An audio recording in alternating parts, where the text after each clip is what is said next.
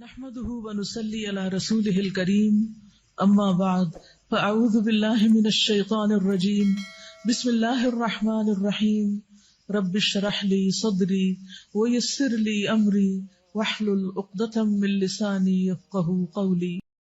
اللہ تعالیٰ کو یاد کرنا خوبصورت ترین کاموں میں سے ایک کام ہے، بہترین عبادات میں سے ایک عبادت ہے۔ قرآن پاک میں اللہ تعالیٰ اس کے بارے میں فرماتے ہیں وَلَذِكْرُ اللَّهِ أَكْبَرُ، اور اللہ کا ذکر بہت بڑا کام ہے، بہت اچھا کام ہے۔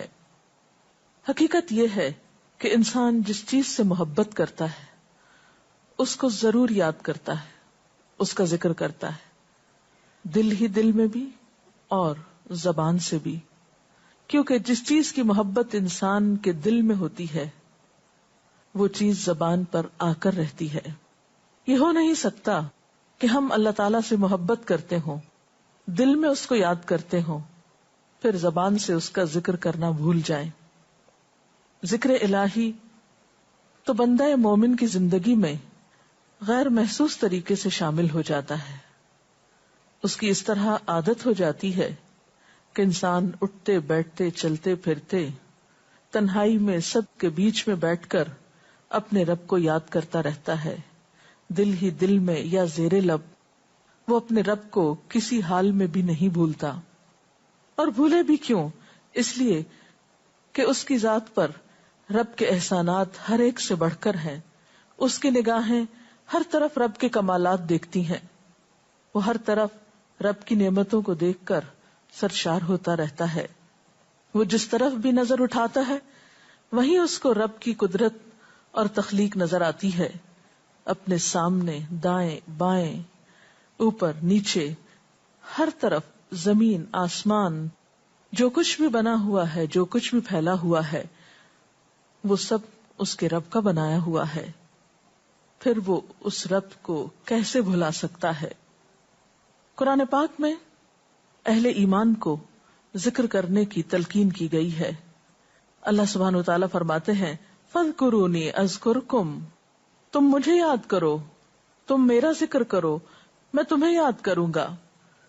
ایک اور جگہ پر فرمایا وَاذْكُرْ رَبَّكَ فِي نَفْسِكَ تَضَرُّعًا وَخِيفَةً وَدُونَ الْجَهْرِ مِنَ الْقَوْلِ بِالْغُدُوِّ وَالْآصَالِ وَلَا تَكُن مِّنَ الْغَافِلِينَ، اور اپنے پروردگار کو دل ہی دل میں عاجزی اور خوف کے ساتھ اور آہستہ آواز سے صبح و شام یاد کرتے رہو، اور دیکھنا غافل نہ ہونا، یعنی رب کی یاد سے کبھی بھی غفلت اختیار نہ کرنا۔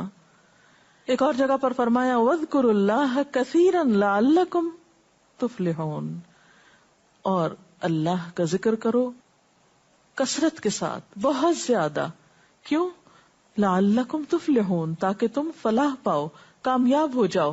اس سے پتہ چلتا ہے کہ اللہ تعالیٰ کو یاد کرنا کامیابی کی علامت ہے، اللہ کے ذکر میں کامیابی کی ضمانت ہے۔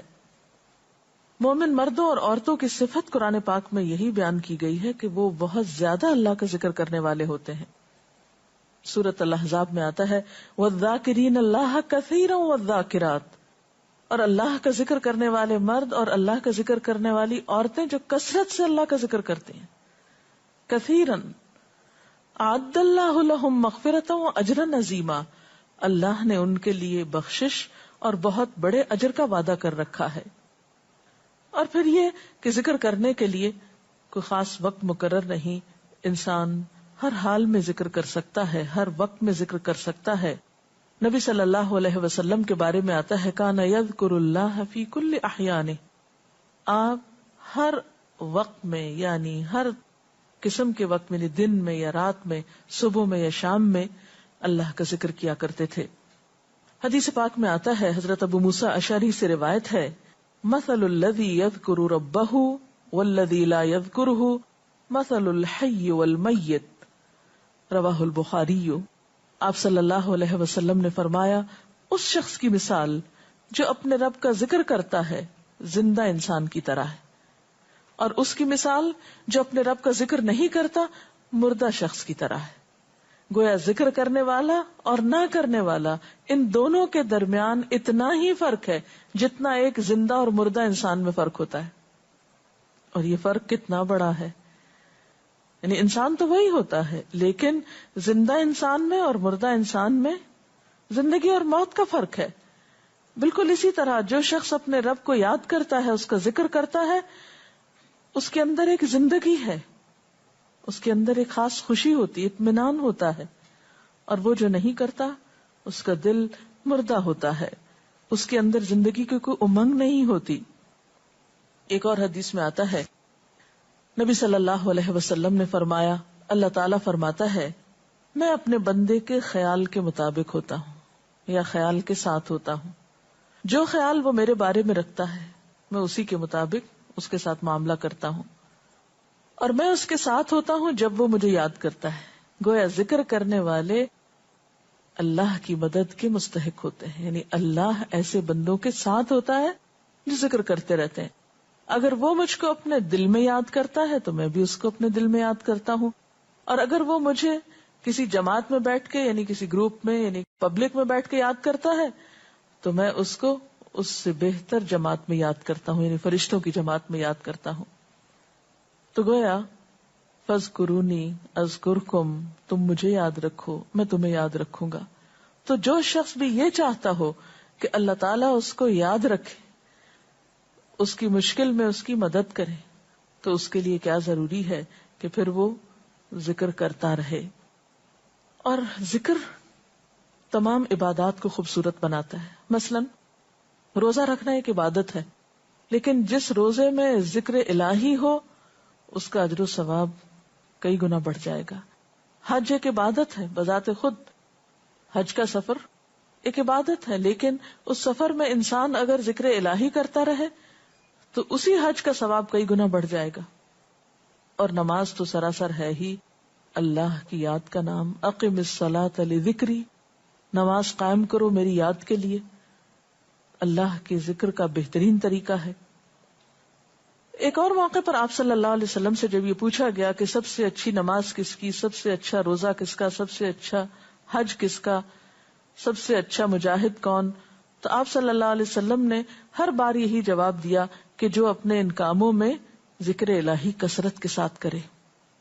اور ذکر کرنے والے ہر میدان میں آگے نکل جاتے ہیں. حدیث پاک میں آتا ہے نبی صلی اللہ علیہ وسلم نے فرمایا مفردون سبقت لے گئے. لوگوں نے پوچھا کہ یہ مفردون کون ہے؟ فرمایا وہ مرد جو کثرت کے ساتھ اللہ کا ذکر کرتے ہیں اور وہ عورتیں جو کثرت کے ساتھ اللہ کو یاد کرتی ہیں. اور یہاں آپ نوٹ کر رہے ہیں خاص طور پر مردوں کے ساتھ ساتھ عورتوں کا ذکر بھی ملتا ہے. حضرت عبداللہ بن بصر فرماتے ہیں کہ ایک شخص نے عرض کیا یا رسول اللہ صلی اللہ علیہ وسلم، بے شک اسلام کے احکام مجھ پر بہت ہیں، یعنی ذمہ داریاں بہت ہیں، کرنے کے کام بہت ہیں. آپ مجھے کوئی ایسی بات بتائیں جسے میں اپنے لیے لازم کر لوں، یعنی میرے لیے آسان ہو اور میں پابندی سے کر سکوں. تو آپ صلی اللہ علیہ وسلم نے فرمایا لا یزال لسانک رطبا من ذکر اللہ، کہ ایک چیز پابندی سے پکڑ لو، اور وہ کیا کہ تیری زبان ہمیشہ اللہ کے ذکر سے تر رہے، ہر دم اللہ کو یاد کرتے رہو. اور یہ ایک حقیقت ہے کہ انسان کوئی بھی کام کر رہا ہو، مثلا خواتین کھانا پکا رہی ہیں، گھر صاف کر رہی ہیں، واک کر رہی ہیں، کوئی بھی کام کر رہی ہیں اس طرح کا، تو اس میں ساتھ ساتھ اللہ کی یاد کرتی رہیں. سبحان اللہ، الحمدللہ، اللہ اکبر، استغفر اللہ، لا الہ الا اللہ، ان اذکار کا ورد کرتے رہیں، تو اس میں کام بھی ہوتا رہے گا اور اس کے ساتھ ساتھ اللہ کی یاد بھی ہوتی رہے گی. خصوصی طور پر 2 کلمات ایسے ہیں جن کے بارے میں بہترین اجر کی خوشخبری سنائی گئی. آپ صلی اللہ علیہ وسلم نے فرمایا کلمتان، 2 کلمات ایسے ہیں خفیفتان علی اللسان، جو زبان پہ بہت ہلکے ہیں، یعنی پڑھنے میں کچھ مشکل نہیں. ثقیلتان فی المیزان، میزان میں بہت بھاری ہیں. حبیبتان الی الرحمن، رحمان کو بہت محبوب ہیں، اور وہ کیا ہیں؟ سبحان اللہ و بحمدہ، سبحان اللہ العظیم.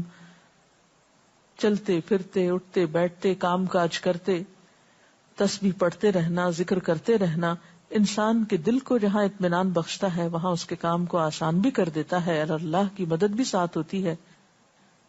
اور قرآن پاک میں ایسے لوگوں کے لیے خوشخبری ہے، الا بذکر اللہ تطمئن القلوب، سنو اللہ کے ذکر سے دلوں کو اطمینان ہوتا ہے.